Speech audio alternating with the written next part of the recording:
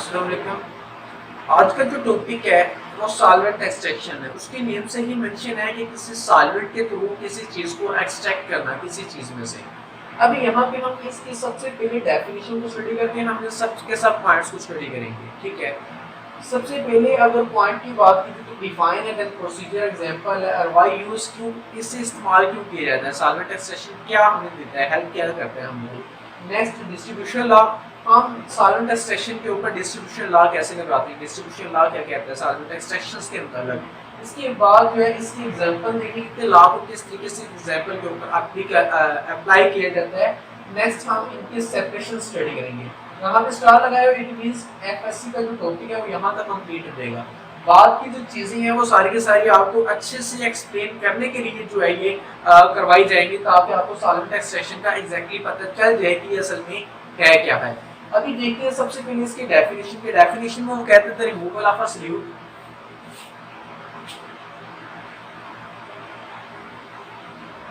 Removal of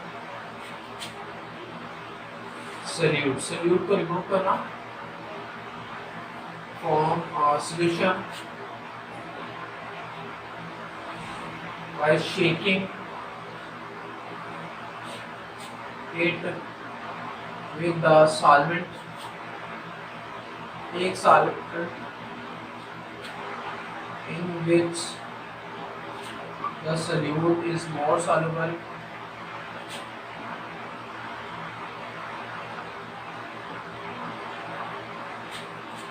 but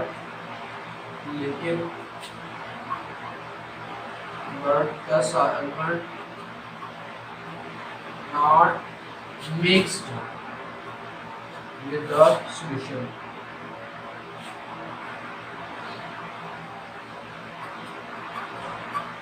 अभी यहाँ पे मैं क्या बताना चाह रहा हूँ, मैं यहाँ पे ये कहना चाह रहा हूँ कि हमने काम क्या करना है, रिमूवल ऑफ सॉल्यूट करना है, सॉल्यूट को निकालना है। सॉल्यूट को कहाँ से निकालना है, किसी सॉल्यूशन में से निकालना है। अभी सॉल्यूशन में से सॉल्यूट कैसे निकालना है, वो कहते हैं आपने सॉल्यूशन को शेक करना है, किसके साथ, विद अ सॉल्वेंट, एक सॉल्वेंट के साथ हमने एक सॉल्यूशन को शेक करना है, हिलाना है, ठीक है। अभी वो सॉल्वेंट कैसा होना चाहिए, वो सॉल्वेंट की आगे सारी की सारी प्रॉपर्टी बता रहे हैं। तो सॉल्वेंट जो है ऐसा होना चाहिए जिसमें सॉल्यूट जो है वो ज्यादा सॉल्युबल हो, सॉल्यूट क्या उसमें ज्यादा सॉल्युबल हो। और क्या चीज, ऐसा सॉल्वेंट होना चाहिए जो सॉल्यूशन के अंदर मिक्स भी ना होता हो, ऐसा सॉल्वेंट हमने चूज करना है, ठीक है। इसके जरिए सॉल्यूशन को शेक करना है, उसमें से सॉल्यूट को रिमूव कर देना है। ये इसकी कंप्लीट डेफिनेशन होगी कि हम सॉल्वेंट एक्सट्रैक्शन को किस तरीके से करते हैं। अभी कुछ थोड़ा सा इसका व्यू देता हूँ कि इसमें असल में कहना क्या चाह रहा हूँ। यहाँ पे कहने का मतलब ये है कि हमारे पास दो चीजें हैं, एक सॉल्यूशन है और दूसरा आपके पास क्या है, सॉल्वेंट है। तो सॉल्यूशन है वो दो चीजों से मिलकर बनता है, सॉल्वेंट और सॉल्यूट, सॉल्वेंट और सॉल्यूट। अभी ये दो टाइप्स का सॉल्वेंट हो गए, एक ये टाइप का और एक ये टाइप का। आपको वो कहना ये चाह रहा है कि इस सॉल्वेंट की जो इसके साथ अट्रैक्शन है वो कम हो, जबकि इसके साथ अट्रैक्शन क्या हो, ज्यादा हो। हमने ऐसा सॉल्वेंट यहाँ पे चूज करना है, सेकंड सॉल्वेंट ऐसा चूज करना है जिसको सॉल्यूशन में मिक्स करना है, तो ऐसा सॉल्वेंट होना चाहिए जिसकी अट्रैक्शन इससे बहुत ही ज्यादा हो, इस और इसके साथ अट्रैक्शन जो है वो कम हो एज कंपेयर टू दैट, मतलब इस और इसके साथ इसकी जो अट्रैक्शन हो क्या हो, ज्यादा हो, देन ये एक्सट्रैक्शन होती है और एक्सट्रैक्शन नहीं होगी। क्यों, क्योंकि जब सॉल्वेंट जो है सॉल्यूट को सिर्फ उस वक्त ही छोड़ सकता है जब दूसरा आने वाला सॉल्वेंट उसको ज्यादा फोर्स से खींचे सॉल्यूट को, फिर ये सॉल्वेंट जैसे लूज करेगा वरना ऐसे लूज नहीं करेगा, ठीक है। इस पॉइंट को आपको मैंने थोड़ा सा क्लेरिफाई कर दिया कि इसमें क्या चीज है। अच्छा, नेक्स्ट अगर अभी हम बात करें तो इसके जो है वो प्रोसीजर की तरफ आती है कि इसका प्रोसीजर हम किस तरीके से करते हैं, प्रोसीजर का वर्किंग क्या है। इसमें हमने जस्ट ये करना होता है, एक सॉल्यूशन को शेक करना होता है, एक सॉल्यूशन को शेक करना होता है। प्रोसीजर में सॉल्यूशन को शेक किया जाएगा, किसके साथ, सॉल्यूशन को मिला के, सॉल्यूशन को सॉल्वेंट के साथ मिला के शेक करना है। शेक करने का तरीका कार क्या है, हमने सॉल्यूशन और सॉल्वेंट को मिला के रखना कहाँ पे है, इनको एक सेपरेटिंग फनल के अंदर रखना है, इसका नाम सेपरेटिंग फनल होता है। देखिए यहाँ पे बना लेता हूँ, समथिंग लाइक इस टाइप की होती है ये। यहाँ पे आपने इसे क्या कर देना है, क्लोज कर देना है। मतलब सॉल्यूशन और सॉल्वेंट को मिलाना है, सेपरेटिंग फनल में पुट कर देना है, और पुट करने के बाद फिर क्या करना है, उसे स्टॉप कर देना है। मतलब उसका वाल जो है ना, क्या कर देना है, स्टॉप कर देना है। स्टॉप करने के बाद उसे क्या करना है, शेक करना है। मतलब इसका ये टोटल प्रोसीजर ये है। काम करने का मकसद क्या है, सॉल्यूशन और सॉल्वेंट को लेना है, मिक्स करना है, उन्हें पुट कर देना है सेपरेटिंग फनल के अंदर, और उसका वाल क्लोज कर देना है और उसे शेक करना है।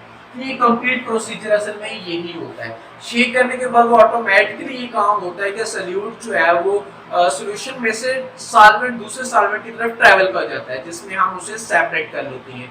इस प्रोसीजर को तो मैंने समझ लिया कि प्रोसीजर असल में होता क्या है। नेक्स्ट आ जाते हैं एग्जांपल के ऊपर कि हम सबसे पहले कौन सी एग्जांपल्स को जो है वो स्टडी करते हैं। यहाँ पे आप लोगों को जो बुक के अंदर एग्जांपल मिलेगी वो है सॉल्वेंट एक्सट्रैक्शन के अंदर जो है वो ईथर एक्सट्रैक्शन मिलेगी। ईथर एक्सट्रैक्शन क्या चीज़ है वो भी थोड़ा सा आइडिया आप लोगों को दे देता हूँ कि ईथर एक्सट्रैक्शन क्या चीज़ है। इसमें क्योंकि हमारे पास हमें किस एक सोल्यूशन है, वो सोल्यूशन किस टाइप का है, वो सोल्यूशन दो चीजों से मिलकर बना हुआ है।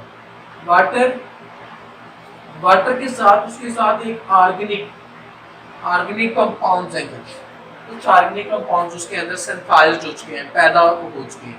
आपने उनको सेपरेट करना है और उसे जो है वो सेपरेट करना है। ऑर्गेनिक कंपाउंड क्या हो चुके हैं, सिंथेसिस हो चुके हैं, पैदा हो चुके हैं, तो उनको उससे अलग करना है। ठीक है, हम मानते हैं कि इसके अंदर इम्प्योरिटीज भी हो सकती हैं।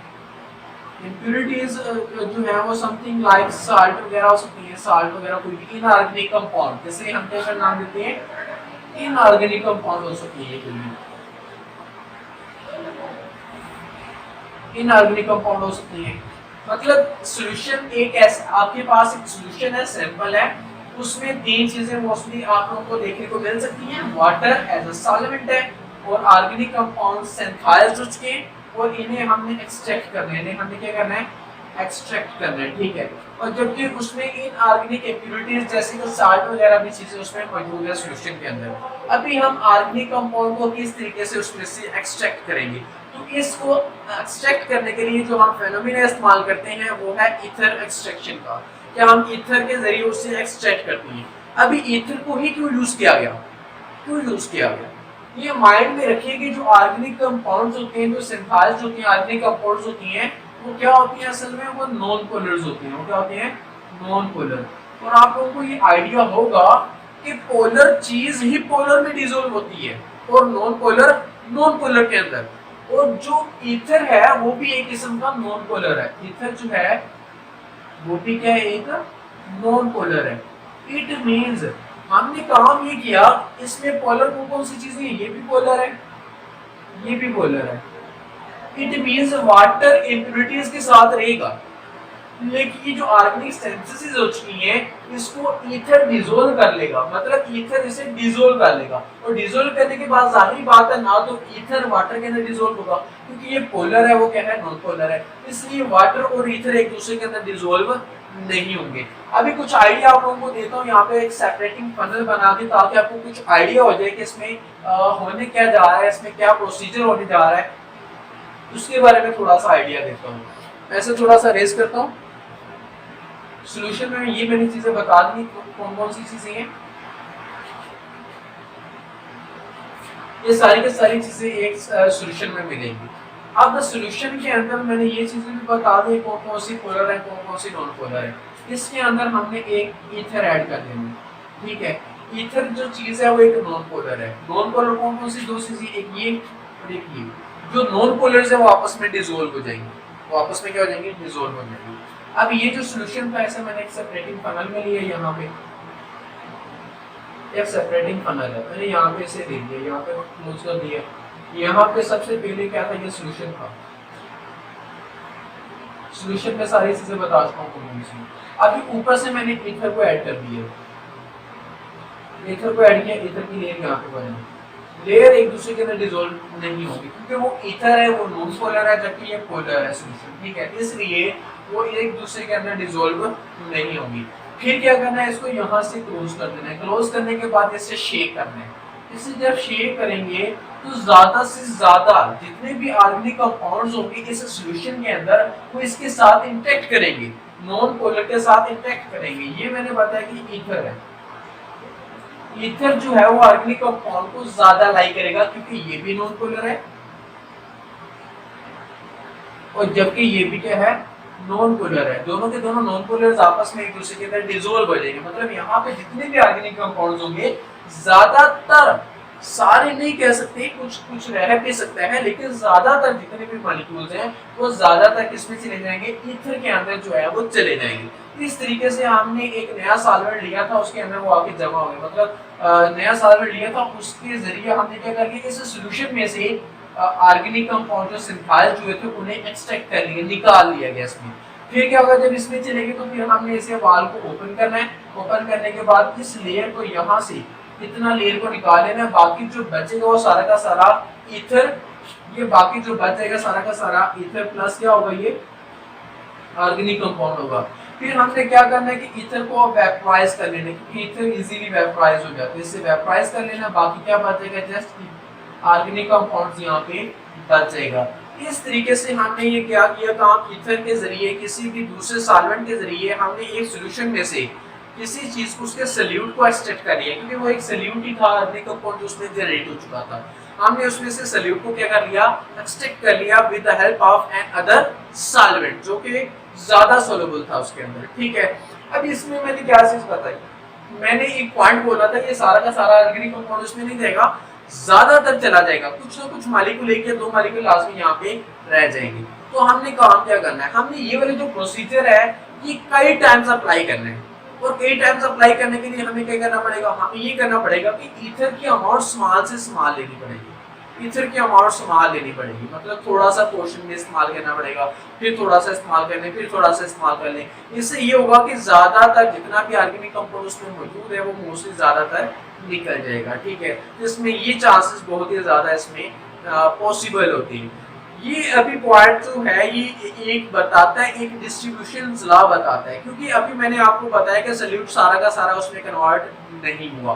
क्या हुआ था कि कुछ मॉलिक्यूल रह गए थे, उन मॉलिक्यूल्स को निकालने के लिए फिर सॉल्वेंट लेना पड़ा, वैसा ही फिर उसको अलग करना पड़ा, फिर सॉल्वेंट लेना पड़ा, फिर उसे अलग किया।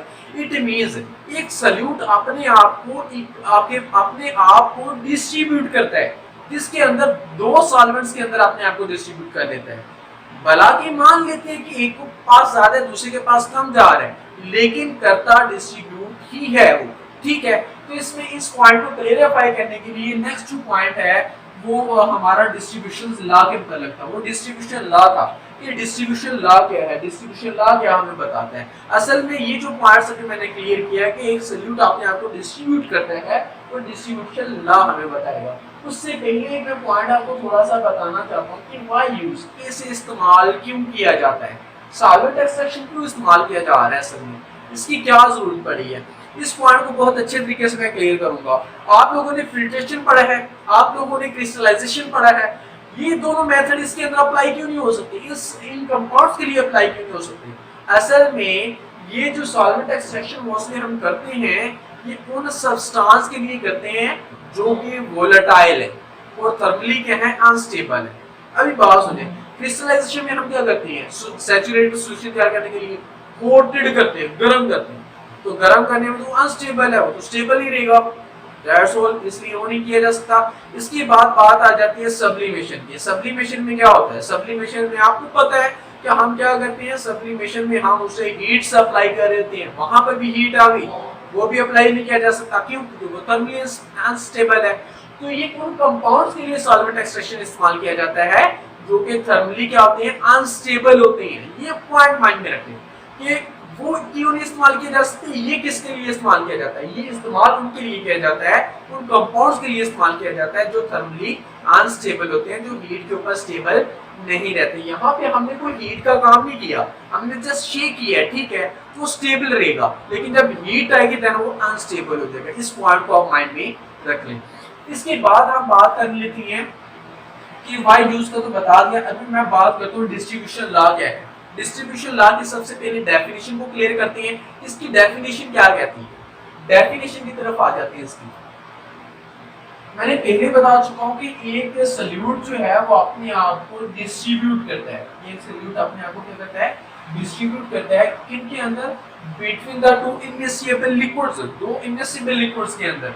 इसके लॉ को अभी जो है मैं थोड़ा सा एक्सप्लेन कर देता हूँ।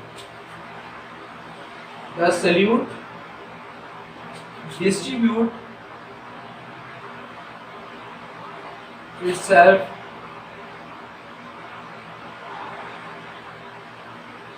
into two between two immiscible liquid in a constant ratio of concentration। ये जो कंसंट्रेशन बयान की जा रही है ये सल्यूट की बता रहा है। एक सल्यूट की जो कंसंट्रेशन है वो एक कांस्टेंट रेशियो के अंदर बढ़ के जाती है, कांस्टेंट रेशियो के अंदर बढ़ के जाती है। ये मैं अभी कंप्लीट करता हूँ। इररिस्पेक्टिव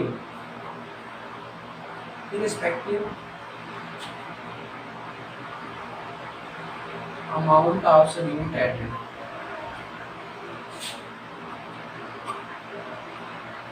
आप जितना मर्जी सल्यूट ऐड कर लें, जितना मर्जी सल्यूट ऐड कर लें, वो एक कांस्टेंट रेशियो के तहत ही जाएगा, वो एक कांस्टेंट रेशियो के तहत ही दो लिक्विड्स में बटेगा। अब ये जो कांस्टेंट रेशियो है इस चीज को मैं एक्सप्लेन करता हूँ कि कांस्टेंट रेशियो क्या है। आप अज्यूम कर लें कि दो सॉल्वेंट है, यहाँ पे मैं यहाँ पे दो सॉल्वेंट के S1 फर्स्ट सॉल्वेंट है, ये S2 सॉल्वेंट। अभी जो सल्यूट है क्योंकि इसके साथ ज्यादा सॉल्युबल था तो हुआ ये कि इसके अंदर 70 मॉलिक्यूल चलेंगे, मतलब 7 मॉलिक्यूल चलेंगे 10 मॉलिक्यूल में से, सल्यूट के 10 मॉलिक्यूल से 10 इसमें चलेंगे 3 इसमें चलेंगे, मतलब टोटल रेशियो बनी 7/3। अगर यहाँ पे हम सल्यूट को ऐड भी कर दें, मतलब इसमें 10 टाइम्स कर दिया, जब 10 टाइम्स कर दिया तो 100 ग्राम हो गया, तो फिर क्या हुआ, फिर ये 70 हो जाएगा, ये क्या हो जाएगा 30 हो जाएगा। तो कोई फर्क नहीं पड़ा, ये तो कोई फर्क नहीं पड़ा, इसको इसके रेशियो को कोई फर्क नहीं पड़ा, क्योंकि पहले 10 में से 7 इसके पास जा रहे थे, 3 इसके पास जा रहे थे, 100 कर दिए, फिर भी 7 इसके 70 इसके पास जा रहे हैं, 30 इसके पास जा रही है। इट मींस यहाँ पे ये बताना चाह रहा हूँ कि अमाउंट आप जितनी मर्जी ले लें वो एक कांस्टेंट रेशियो के तहत ही अपने आप को ब्रेक करता है, कांस्टेंट रेशियो के अंदर ही वो डिस्ट्रीब्यूट करता है। ये नहीं है कि उसने इक्वली डिस्ट्रीब्यूट कर देना है, तो इक्वली भी कर सकता है, लेकिन ये चीज आपको बताई जा रही है कांस्टेंट रेशियो के तहत निकाला जाता है। अभी बात सुनने की आप सोच रहे होंगे कांस्टेंट रेशियो किस तरीके से हम निकाल सकते हैं। सो सिंपल, आप लोगों ने उसके लास्ट में जो है वो के का फार्मूला पढ़ा हुआ, कोफिशिएंट आपके पास है। कौन सा कोफिशिएंट आपके पास, डिस्ट्रीब्यूशन, क्योंकि वो अपने आप को डिस्ट्रीब्यूट करता है, डिस्ट्रीब्यूशन कोफिशिएंट जैसे नाम दिया जाता है, जिसे के जरिए वाज़ेह किया जाता है, वो हम इसमें निकालते हैं। ठीक है, किस तरीके से मैंने आपको बता दिया कि रेशियो समथिंग लाइक 7/3 थी, हमने उसे ये 10 मॉलिक्यूल्स के लिए थी उनकी रेशियो, जब हमने 100 किया मतलब 10 टाइम्स कर दिया 100 का, तो यहाँ पे 10 टाइम्स किया तो यहाँ पे भी क्या आ जाएगा 10 टाइम्स हो जाएगा, मतलब उसकी अमाउंट को कोई फर्क नहीं पड़ेगा, तो जाएगा वैसे ही जैसे सल्यूट एक कांस्टेंट के तहत ही जाएगा, एक कांस्टेंट के तहत ही जाएगा। सब ये कांस्टेंट निकाल चुके थे हम, अज्यूम हमने ये किया है, ये अज्यूम हमने किया था। ठीक है, तो ये आइडिया हो गया आप लोगों को ये कांस्टेंट किस तरीके से वो अपने आप को डिस्ट्रीब्यूट करता है, इसकी डेफिनेशन आपके पास कंप्लीट हो गई है। अभी हम बात करते हैं किसी के ऊपर हम अप्लाई करते हैं, ये किस तरीके से हम अप्लाई करते हैं वो प्रोसीजर अभी देखेंगे। एक एग्जांपल के ऊपर हम इसे एप्लीकेबल करते हैं, किस तरीके से इसे अप्लाई करते हैं।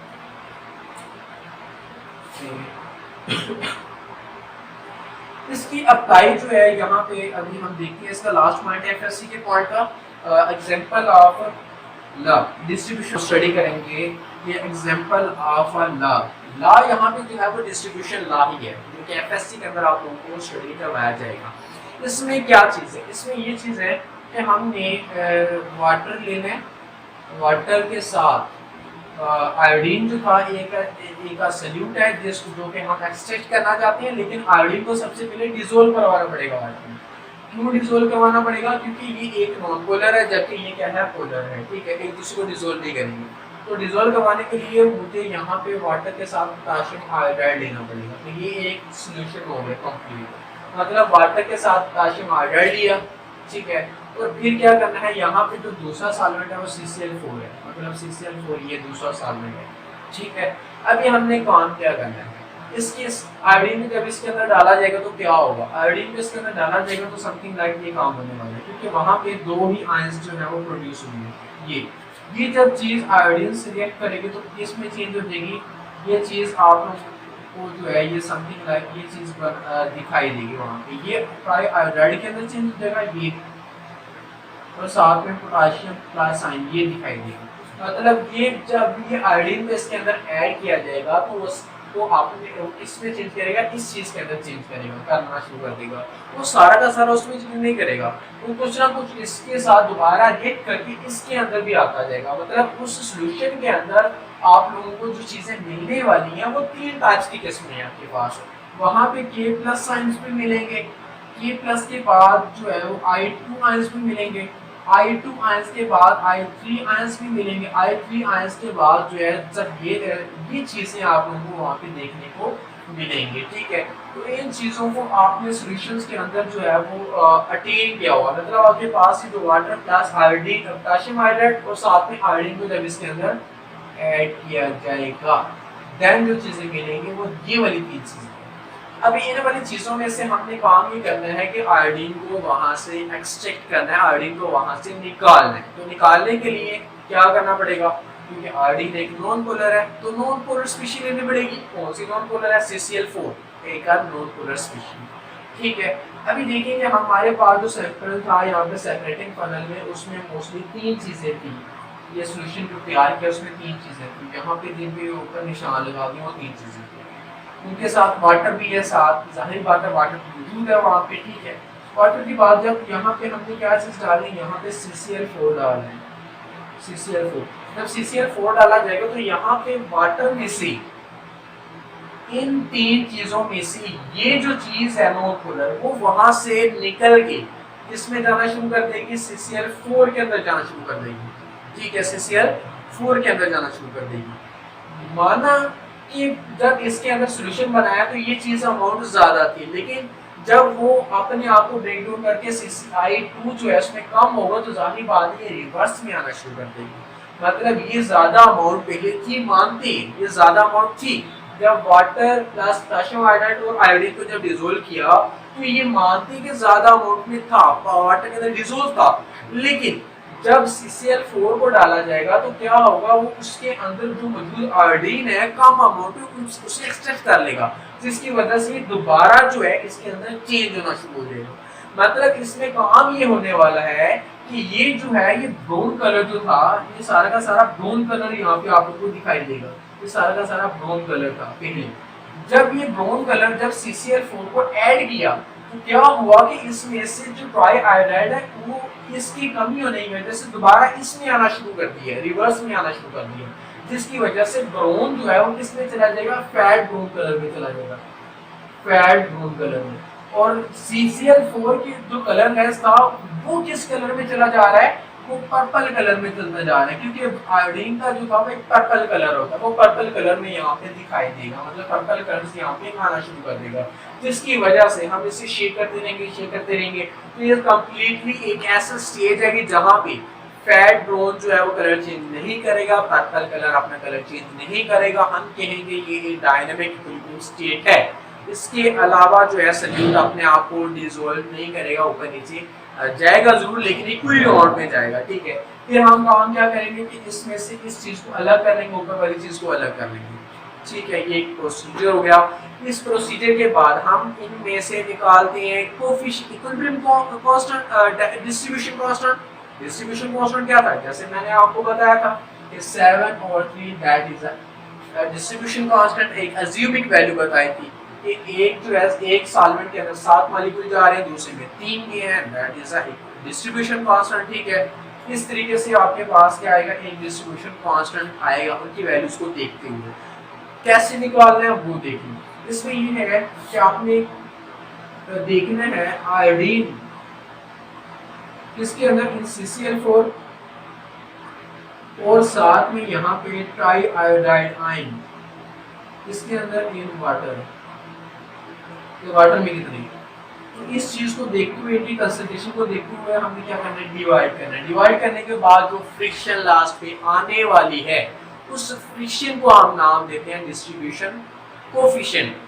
वो एक ऐसी वैल्यू होती है जिसमें ये बताया जाता है कि सॉल्यूट जब भी इन इन चीजों के अंदर डिस्ट्रीब्यूट होगा इसी रेशियो के तहत वो डिस्ट्रीब्यूट होगा, इसके अलावा डिस्ट्रीब्यूशन उसकी नहीं होगी। जितना मर्जी सॉल्वेंट ले लें, जितना मर्जी ऐड कर लें, उसकी जो डिस्ट्रीब्यूट होने की क्वांटिटी है वो सेम एक ही रेशियो के तहत रहेगी। अगर 100 मॉलिक्यूल लेते हैं, अगर पहले 7 और 3 की रेशियो है, अगर 7 और 3 की रेशियो है, अगर 10 मॉलिक्यूल्स के लिए अगर 100 मॉलिक्यूल लेंगे तो 70 ऊपर जाएंगे और 30 जो है वो नीचे वाले सॉल्वेंट में जाएंगे। इसमें ये चीज बताई जा रही है। Okay, separation of salt and steroid. Salt, हमने वाटर लिया, वाटर में दो चीजें थी, एक साल्ट था और दूसरा स्टीरॉयड था। स्टीरॉयड्स क्या होते हैं? स्टीरॉयड्स जो हैं वो लिपिड्स होते हैं। अगर इसके स्ट्रक्चर्स की बात की जाए तो स्ट्रक्चर्स में यहाँ पे मेंशन कर भी सकता हूँ, इसकी स्ट्रक्चर क्या होगी। ये समथिंग लाइक थोड़ा सा आप लोगों को टफ ही लगेगा स्ट्रक्चर, लेकिन कोई प्रॉब्लम नहीं है।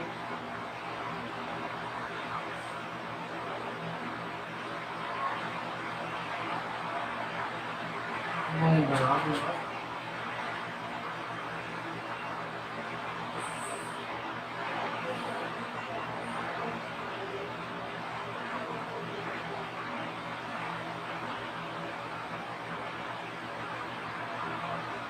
Something like that is a structure.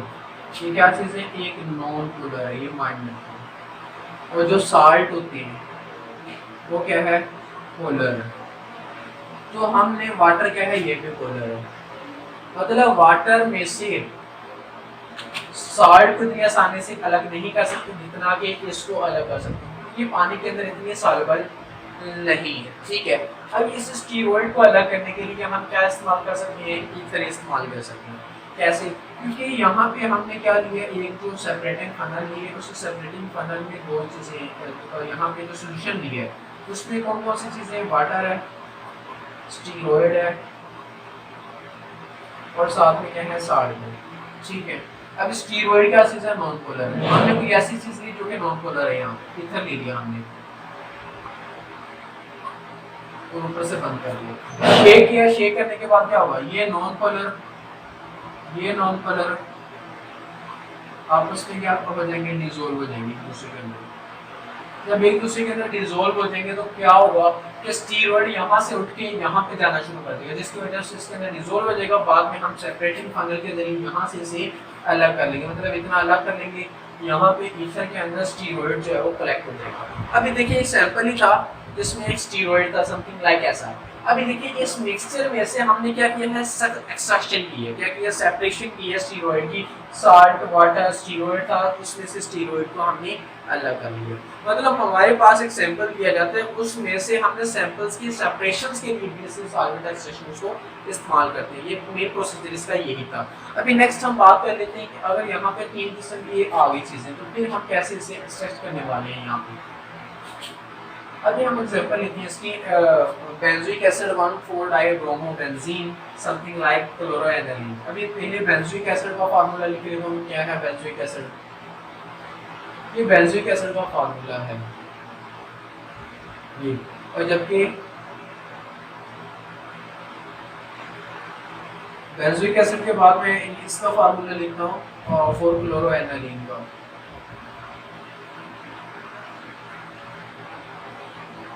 Four क्लोरोएनालिन के बाद जो है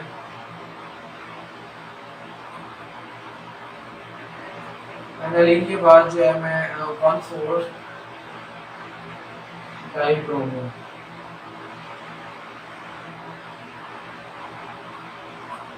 1,4-डाइब्रोमो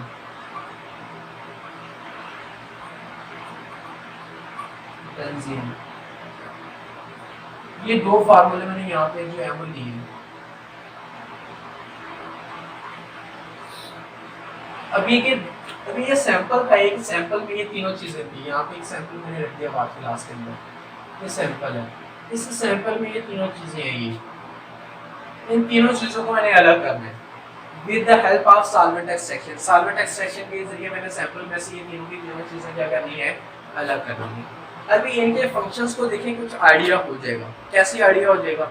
आपने सबसे पहला काम ये करना है कि इन सब चीजों को इसके अंदर डिसोल्व करना है, ईथर के अंदर डिसोल्व कर लेना है, इसके अंदर ईथर के अंदर, क्योंकि इनमें ये जो रिंग्स हैं ये नॉन पोलर स्पीशीज की अलामत है, नॉन पोलर स्पीशीज। तो जब ईथर में इन सबको हमने डिसोल्व कर लिया, हमने इन सब के अंदर क्या मिला देना, ईथर मिला देंगे, इन सब के अंदर मैंने ईथर मिला दिया, ठीक है। अभी एक सैंपल बन चुके हैं यहाँ पे। सैंपल किसका बन चुका है? ईथर प्लस ये, ईथर प्लस ये, ईथर प्लस ये, पूरा का पूरा सैंपल हो गया। अभी देखिए सबसे पहला फंक्शन बेंजोइक एसिड, एक एसिड है यहाँ पे, ये OH ग्रुप जो है एज अ एसिड के नेचर होता है, H रिलीज कर देते हैं। आप लोगों ने आर्हीनियस कांसेप्ट पढ़ा हुआ था, compound which release the H that is a acids. तो यहाँ पे ये एसिड्स के तौर पे काम कर रहा है, ठीक है। अभी एसिड को अलग करने के लिए हम किस चीज का सहारा लेंगे? अभी देखिए यहाँ पे एक सेपरेटिंग फनल है, यहाँ पे ये सेपरेटिंग फनल है, सेपरेटिंग फनल में तीनों के तीनों सैंपल्स मौजूद हैं। यहाँ पे तीनों के तीनों सैंपल्स मौजूद है, ये सारे के सारे यहाँ पे मौजूद हैं। कंप्लीट डाटा जो है ये कंप्लीट यहाँ तक, ये कंप्लीट यहाँ तक, ये सारा का सारा इसमें मौजूद है, ठीक है। अभी हमने सबसे पहले अलग करना है बेंजोइक एसिड को। बेंजोइक एसिड को अलग करना है, या एनालिन को, या इसको जिसको मर्जी करना है। तो सबसे पहले हम अलग करते हैं इस एनालिन को कर लेते हैं। ये असल में एक बेस है, क्योंकि आप लोगों ने लीवस कांसेप्ट पढ़ा हुआ, जो लोन पेयर वाले होते हैं वो आपके पास क्या करते हैं, लोन पेयर को डोनेट करते हैं, जिसकी वजह से वो क्या कहलाती हैं, एज अ लीवस बेस कहलाती हैं। ये असल में एक बेस है। बेस को हमने क्या करना है, बेस को अलग करने के लिए हमने एसिड का सहारा लेना है। किसका सहारा लेना है? एसिड का। जब इसमें HCl ऐड किया जाएगा, मतलब इसमें हमने HCl ऐड कर दिया, थोड़ी सी अमाउंट इसमें HCl की ऐड कर दी है, यहाँ पे HCl प्लस वाटर। तो क्या होना है, HCl प्लस वाटर जब होगा तो इसमें यहाँ पे अमोनियम आयन बन जाएगा, अमोनियम आयन, ये प्लस चार्ज आ गया। अब ये जो प्लस चार्ज है वाटर के अंदर क्या आ जाएगा, डिसॉल्व हो जाएगा। जब वाटर आएगा तो वाटर के अंदर ये अब्सॉर्ब हो जाएगा। मतलब ये होगा कि ये जो हाइड्रोक्लोरिक एसिड डाला है हमने वाटर के साथ, उसने जस्ट इसको पकड़ के इसका ये चेंज कर देना, इसे पोलर बना देंगे। जब ये पोलर बन जाएगा तो इसे शेक करेंगे, तो इसमें जितना भी ये चीज होगी, मतलब ये 4 क्लोरो एनालिन जितनी भी इसमें होगी वो सारी की सारी किसमें ट्रैवल कर जाएगी, इसमें ट्रैवल कर जाएगी, इस लेयर में चली जाएगी। इस लेयर को हमने क्या करना है, इस सारे के सारे को अलग कर लेना, ऊपर वाली लेयर आ जाएगी। ऊपर वाली लेयर में क्या चीज होगी, ये चीज आप लोगों को मिल जाएगी, ट्राइक्लोरो एनालिन जो है वो कलेक्ट होगी। इसके बाद रह जाती है दो चीजें, ये बेंजोइक एसिड और 1,4-डाइब्रोमोबेंजीन। अभी इन्हें अलग करना होता है। इन्हें अलग करने का प्रोसीजर क्या है, देखेंगे ये एसिड है, एसिड किसके साथ जो है वो चेन पोलर बनाई जा सकती है, कोई भी बेस लेके, कोई भी बेस लेके। आपके पास बेंजोइक एसिड को भी कैसे कर सकती है, यहाँ पे सैंपल में भी दो चीजें रह गई थी, दो चीजें कौन सी थी, यहाँ पे जस्ट दो चीजें थी। एक क्या मतलब ईथर के साथ दो चीजें हैं यहाँ पे, एक ये 1,4 और एक ये तो क्रॉस हो गया क्योंकि हमने ये निकाल ली, बाकी रह गई ये दो चीजें। अब इनमें से इस चीज को निकालना चाह रहा हूँ, इस चीज को निकालने के लिए मुझे इसके इस फंक्शन को चेंज करना पड़ेगा। कैसे चेंज करना, मैंने यहाँ पे जो लेयर डालनी है, यहाँ पे जो सोल्यूशन डालना है वो किसका होना चाहिए, सोडियम कार्बोनेट का होना चाहिए, HCO3, सोडियम बाइकार्बोनेट, वाटर के साथ उसको लेना। तो क्या होगा, इसमें क्या करना है, इसने यहाँ पे नेगेटिव आयन प्रोड्यूस कर देना है, इसको चेंज कर देना है, किसके अंदर, इसको इसने चेंज कर देना है इस स्टेट के अंदर, डबल बॉन्ड O नेगेटिव, इसके अंदर। ये देखेंगे जो नेगेटिव चार्ज है H को यहाँ से हटा लेना है। जब H को हटा लेंगे मींस ये क्या बन गया, एक आयनाइज स्टेट होगी। अभी जब ये आयनाइज स्टेट वाटर के साथ इंटरेक्ट करेगी तो ये चीज भी वहां से एलिमिनेट हो जाएगी, मतलब ये चीज भी निकाली जा सकती है सोडियम बाइकार्बोनेट के साथ वाटर को मिक्स करके, ताकि इसके पोलर बनाया जाए और पोलर बनाने के बाद वाटर के अंदर डिसॉल्व हो और उसमें से निकाल ली जाए, तो ये चीज भी निकल जाएगी। ये चीज निकलने के बाद बाकी रह जाएगा जस्ट एक सैंपल। जो सैंपल रह जाएगा वो क्या होगा, ईथर प्लस 1,4-डाइब्रोमोबेंजीन। 1,4-डाइब्रोमोबेंजीन को हमने अलग करके इवेपोरेट करना है, 1,4-डाइब्रोमोबेंजीन जो है वो कलेक्ट हो जाएगी। इस तरीके से हमने इन तीनों के तीनों सैंपल्स को अलग कर लिया है on the basis of acid base reactions. मतलब इसमें हम रिएक्शंस करवा के भी, पोलर्स बना के भी किसी स्पीशीज को उसमें से कलेक्ट करती हैं। असल में ये जो जितना भी मैंने काम किया वो सारा का सारा एक्सपेरिमेंट्स है जो कि मैंने यहाँ पे किया है रियल में, ठीक है। ये इस तरीके से ये सारा का सारा सॉल्वेंट एक्सट्रैक्शन आप लोगों को बता दी कि सॉल्वेंट एक्सट्रैक्शन असल में होता क्या था, सॉल्वेंट एक्सट्रैक्शन असल में क्या चीज़ है, ठीक है। मेरे ख्याल से आप लोगों को कम्प्लीटली जो है वो समझ आ गई होगी सॉल्वेंट एक्सट्रैक्शन क्या चीज़ है। ओके, खुदा हाफिज़।